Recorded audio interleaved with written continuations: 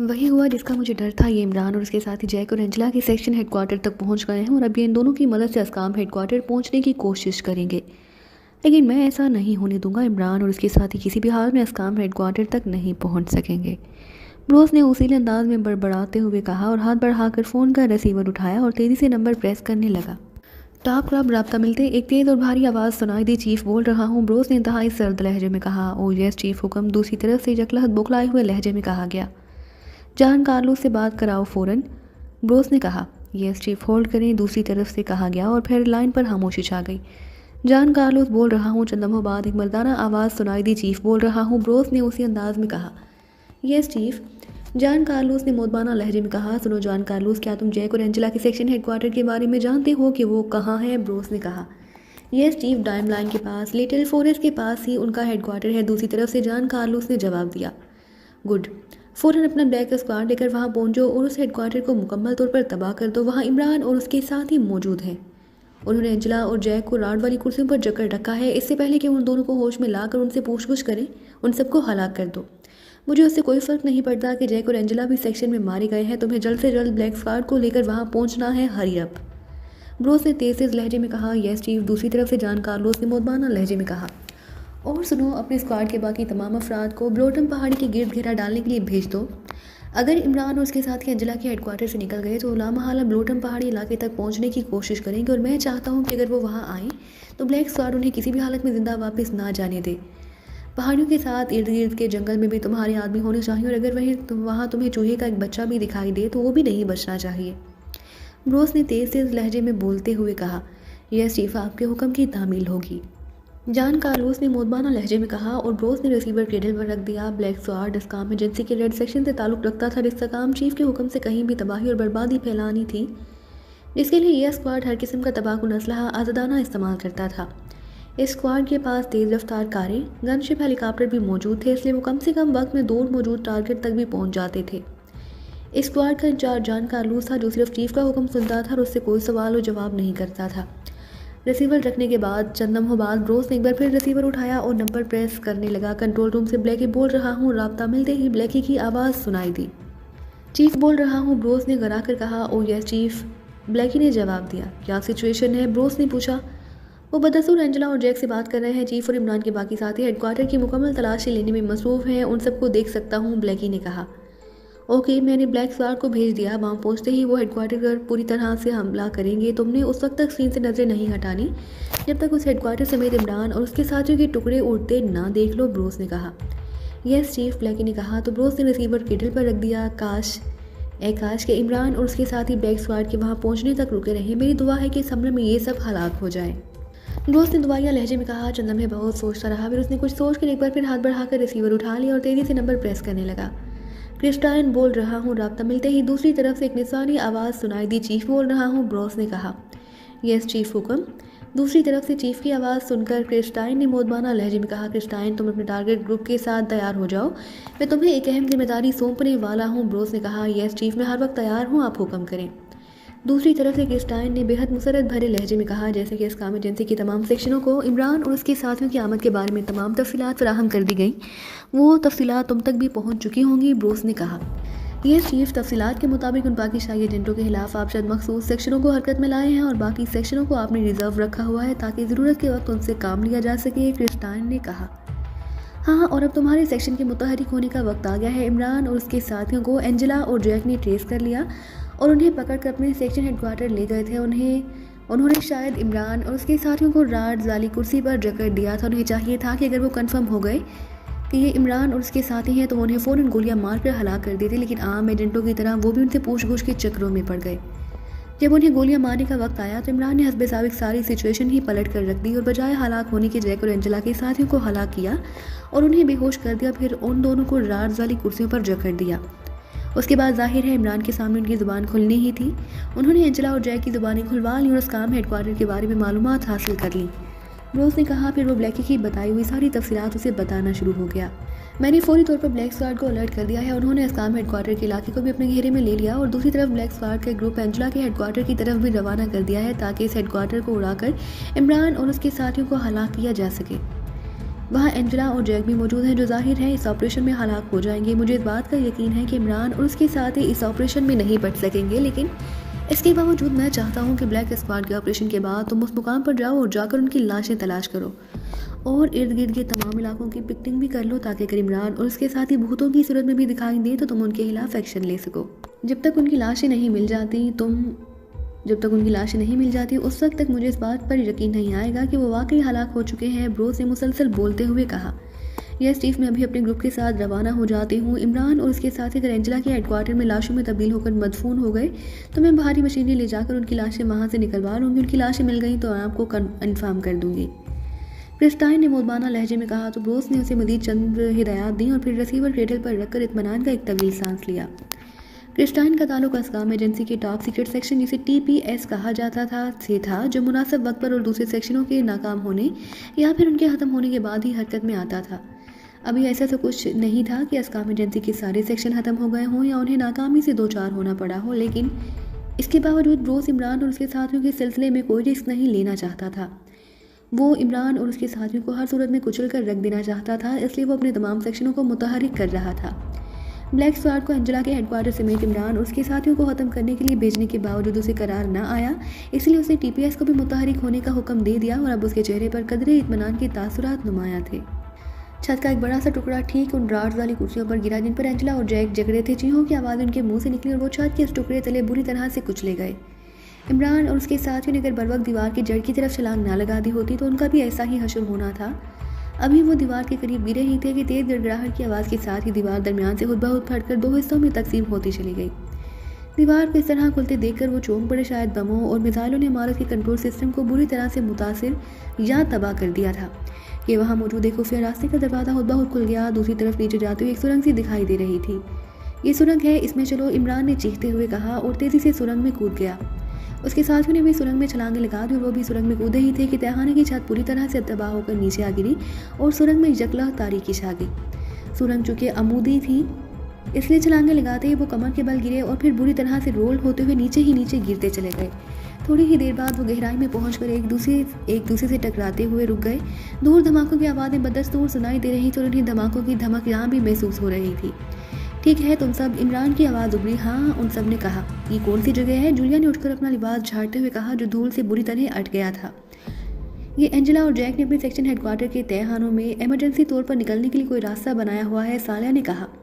लेकिन ये खुद कैसे खुल गया? तनवीर ने हैरत भरे लहजे में कहा। धमाकों से इमारत का हर हिस्सा तबाह हो रहा है। इस तबाही के साथ यकीनन कंट्रोलिंग सिस्टम तक भी पहुंच गए होंगे। सर्किट ब्रेक होने की वजह से या तो तमाम सिस्टम जाम हो जाता है या फिर तेज़ बर्फ की रो की वजह से आउट ऑफ कंट्रोल हो जाता है और फिर ये मखसूस मैकेनिज्म के तहत काम करता है। शायद इस रास्ते के ओपन क्लोज सिस्टम के साथ भी ऐसा हुआ है। किसी शार्ट सर्किट या तेज़ रो की वजह से उसका सिस्टम खुद ब खुद ओपन हो गया और ये रास्ता खुल गया। इमरान ने जवाब देते हुए कहा। लेकिन ये रास्ता जाता कहाँ है? जूलिया ने कहा। जहाँ भी जाएगा, फ़िलहाल तो हमें अल्लाह ताला का लाख लाख शुक्र अदा करना चाहिए कि हम इस सुरंग की वजह से यकीनी मौत से बच गए हैं, वरना असकाम एजेंसी के चीफ ने तो एंजेला और जैक के साथ हम साहब को इस इमारत में ही दफन करने का फैसला कर लिया था। वो बमों और मिसाइलों से सेक्शन हेडक्वार्टर को मुकम्मल तौर पर तबाह करा रहा है ताकि हम उसमें ही दफन हो जाएं, इमरान ने कहा। हाँ, वाकई मैंने एंजेला और जैक का हश्र देखा है। वो बेचारे तो बुरी तरह से कचले गए हैं, सफदर ने कहा। वो बेचारे नहीं थे, लेकिन फिर भी हमें मौका मिलता तो हम उन्हें वहाँ से निकाल कर ले आते, जूलिया ने कहा। हमारा सारा असलाह वहीं रह गया और हमारे पास एक छोटी सी टार्च भी नहीं। न जाने ये सुरंग किस तरफ जाती है और उसकी तवालत कितनी है, सालिया ने कहा। कुछ देर रुको, थोड़ी ही देर में हमारी आंखें अंधेरे की आदी हो जाएंगी, फिर हमें कुछ ना कुछ दिखाई देना शुरू हो जाएगा। इसके बाद हम देखेंगे कि हमें जाना कहाँ है, इमरान ने कहा। तो उन सब ने इस बात में सर हिला दिए। थोड़ी ही देर में उनकी आंखें अंधेरे में देखने के काबिल हो गई तो उन्हें दूर सुरंग जाती दिखाई दी। ये काफ़ी तवील और खुली सुरंग थी। इस तरफ कुछ है शायद, सफदर ने कहा। किस तरफ? इमरान ने पूछा। दाएं तरफ देखिए, मुझे किसी गाड़ी या जीप का हेवड़ा सा दिखाई दे रहा है, सफदर ने जवाब दिया। तो वो सब इस तरफ देखने लगे। फिर उन्हें वाकई एक तरफ दीवार के पास एक जीप का हेवड़ा दिखाई दिया। चलो, इमरान ने कहा और फिर वो सब तेज़ी से इस हेवड़े की तरफ बढ़ते चले गए। करीब पहुंचकर उन्होंने देखा वो वाकई एक बड़ी फोर्ड जीप थी। इमरान फ़ौरन आगे बढ़कर ड्राइविंग सीट पर आया और उसने इग्निशन पर हाथ मारा तो उसके लबों पर मुस्कुराहट आ गई। इग्निशन में चाबी मौजूद थी। इमरान ने फ़ौरन सेल्फ मारा तो जीप का इंजन स्टार्ट हो गया। इमरान ने जीप की हेडलाइट्स ऑन कर दी। हेडलाइट्स ऑन होते ही सुरंग में रोशनी सी भरती चली गई।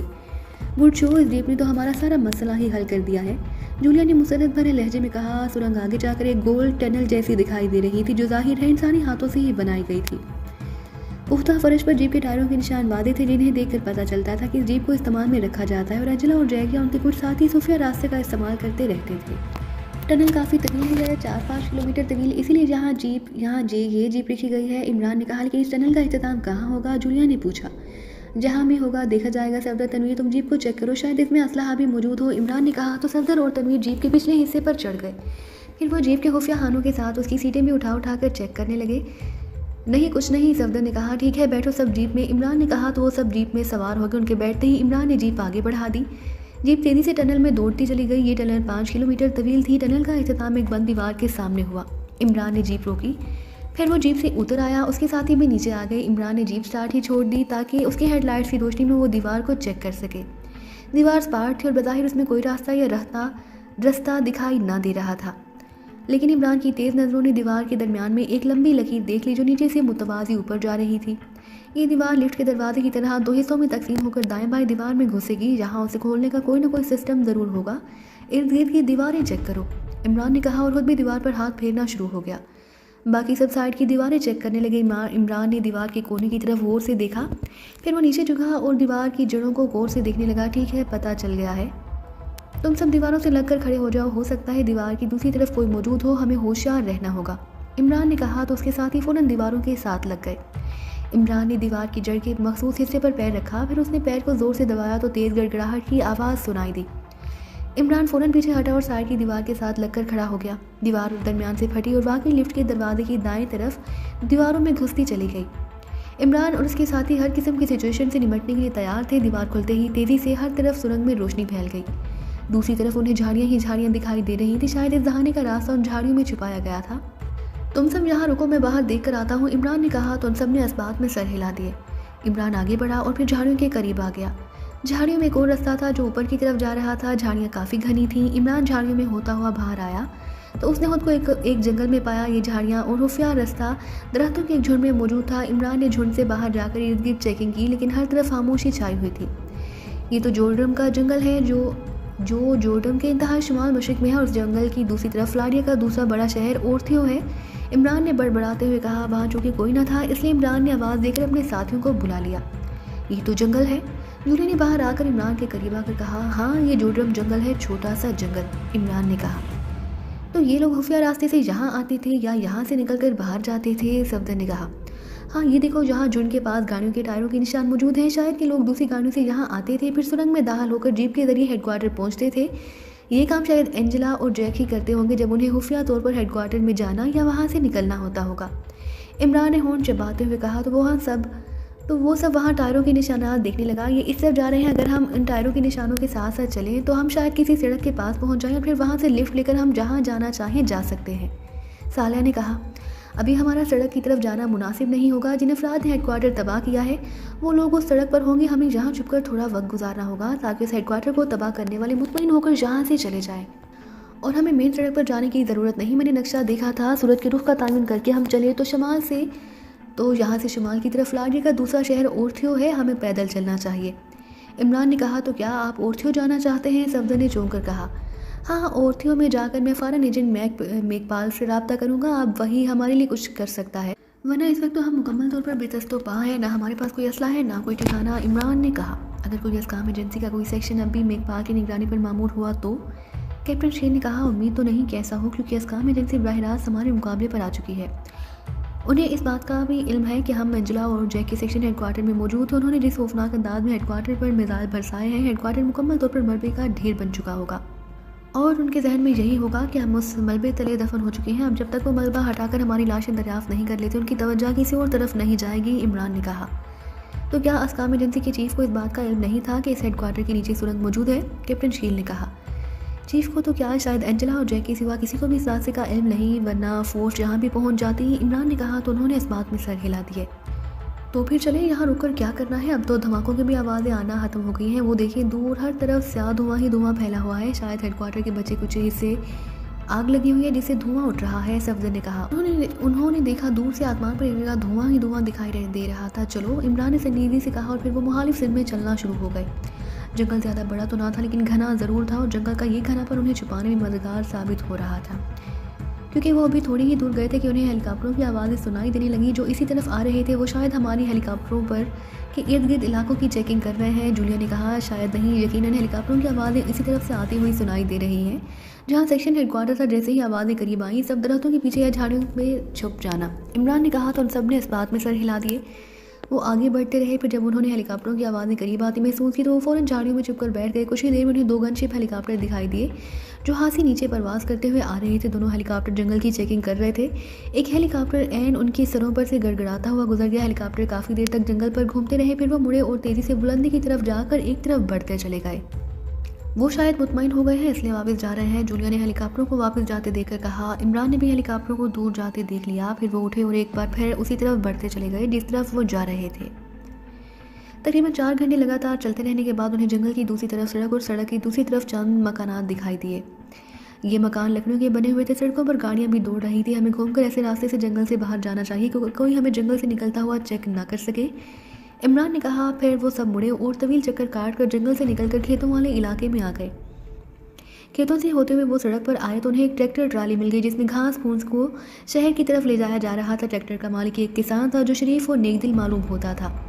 इमरान ने उससे जाकर बात की तो वो उन्हें शहर ले जाने के लिए तैयार हो गया। 1 घंटे बाद वो शहर में थे। शहर में दाखिल होकर इमरान और उसके साथी मुख्तलिफ गुजारों में घूमना फिरना शुरू हो गए।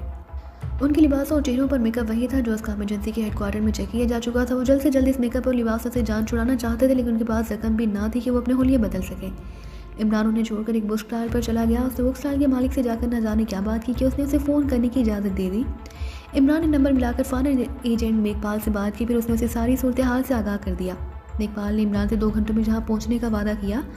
फिर उन्हें वापस शहर के दाखिली रास्ते की तरफ जाने की हिदायत दी तो इमरान ने फ़ोन बंद किया। फिर अपने साथियों के साथ वापस आकर उन्हें लेकर शहर के दाखिली रास्ते की तरफ बढ़ गया। इस हुलिया और लिबास में उनकी पहचान लिए जाने का खतरा था लेकिन शायद अस्काम एजेंसी के चीफ ब्रोस को इस बात पर कतई यकीन हो गया कि उसने उन सबको एंजेला और जैक के हेडक्वार्टर में दफन कर दिया है। इसलिए वहाँ ऐसी कोई नकलो हरकत दिखाई ना दे रही थी जो उनके लिए खतरे का बायस बन सकती हो। 2 घंटों बाद एक स्टेशन वैगन उस सड़क पर आई जिस तरफ मेघपाल ने इमरान को आने का कहा तो इमरान ने उस स्टेशन वैगन को देखते ही महसूस इशारा करना शुरू कर दिया। ये कोड था जिसके बारे में मेघपाल ने इमरान को बताया था और उसी ने स्टेशन वैगन की तफसीलात इमरान को पहले से बता दी। इमरान के इशारा करते ही स्टेशन वैगन तेज़ी से उनकी तरफ आई और रुक गई। स्टेशन वैगन में एक लंबा तिरंगा नौजवान मौजूद था। क्या आप मिस्टर माइकल हैं और ये आपके साथी हैं?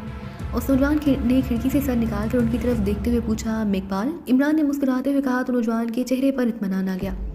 ओ तो आप हैं, जल्दी करें और वैगन में सवार हो जाए। मैंने क्रिस्टाइन ग्रुप को इस तरफ आते देखा है। उसके साथ हासी फोर्स है, शायद वो इन इलाकों की पिकटिंग करने आ रही है, नौजवान ने कहा जो फॉरन एजेंट पाक मेघपाल था। इमरान ने अपने साथियों को इशारा किया तो वो सब स्टेशन वैगन के पिछले हिस्से में सवार हो गए जबकि इमरान मेघपाल के साथ साइड सीट पर बैठ गया। उसके बैठते ही मेघपाल ने वैगन को बैक करके वापस ले जाने के बजाय आगे जाने वाली सड़क की तरफ बढ़ा दिया और उसे तेज़ी से दौड़ाता ले गया। कौन है ये क्रिस्टाइन? इमरान ने मेघपाल से पूछा। इसका ताल्लुक किसी सरकारी एजेंसी से है। किस एजेंसी से ये तो मैं नहीं जानता लेकिन कहा जाता है कि इसका सेक्शन टॉप सीक्रेट सेक्शन कहलाता है जो इस वक्त नज़र आता है जब सारी एजेंसी को साइड पर कर दिया गया हो या फिर उन्हें किसी दूसरी तरफ लगा दिया गया हो। ये इंतहाई तेज़ और ख़तरनाक औरत है जो शिकार तलाश करना भी जानती है और उसका शिकार खेलना भी। तेज़ी से हर तरफ अपने आदमी को फैला देती है और एक बार जो उसके शक के दायरे में आ जाए वो उसकी गिरफ्त में आकर किसी भी सूरत नहीं निकल सकता।